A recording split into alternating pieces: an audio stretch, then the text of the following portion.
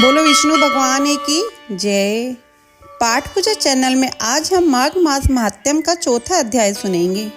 श्री वशिष्ठ जी कहने लगे कि हे राजन, अब मैं माघ के उस महात्म्य को बताता हूँ जो कार्तवीर्य के पूछने पर दत्तात्रेय जी ने कहा था।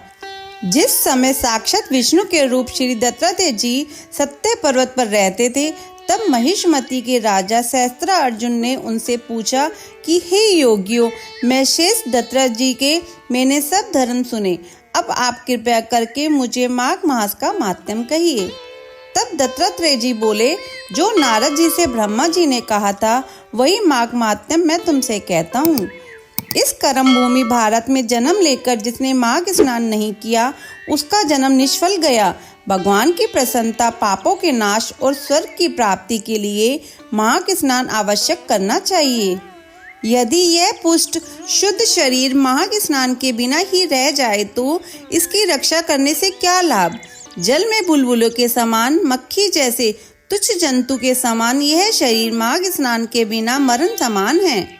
विष्णु भगवान की पूजा न करने वाला ब्राह्मण, बिना दक्षिणा के श्राद्ध, ब्राह्मण रहित क्षेत्र, आचार रहित कुल, ये सब नाश के बराबर हैं।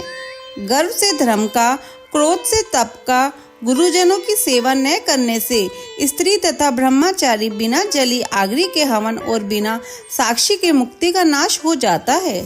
जीविका के लिए कहने वाली कथा, अपने ही लिए बनाए हुए भोजन की क्रिया, शूद्र से भिक्षा लेकर किया हुआ यज्ञ तथा कंजूस का धन, ये सब नाश के कारण हैं। बिना अभ्यास और आलस्य वाली विद्या, असत्यवाणी, विरोध करने वाला राजा, जीविका के लिए तीर्थ यात्रा, जीविका के लिए व्रत, संदेह युक्त मंत्र का जप, व्यग्रचित होकर जप करना, वेद न जानने वालों को दान देना, संसार में नास्तिक मत ग्रहण करना, श्रद्धा बिना धार्मिक क्रिया, यह सब व्यर्थ है।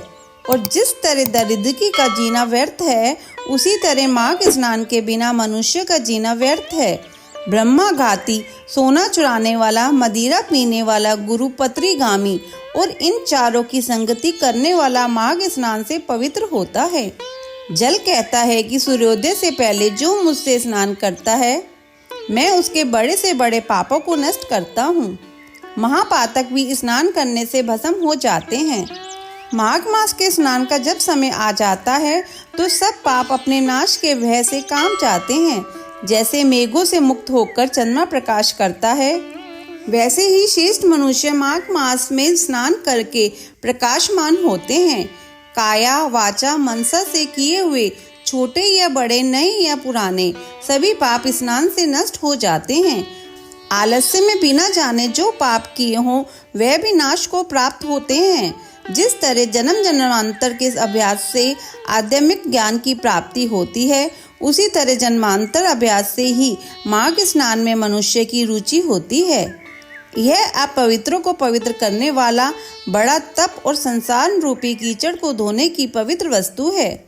हे राजन, जो मनवांछित फल देने वाला माघ स्नान नहीं करते, वह सूर्य चंद्र के समान भोगों को कैसे भोग सकते हैं। अध्याय संपूर्ण। अगर आपको यह अध्याय सुनना अच्छा लगा हो तो इसे लाइक करके शेयर करें। चैनल पे नए हैं तो सब्सक्राइब करें।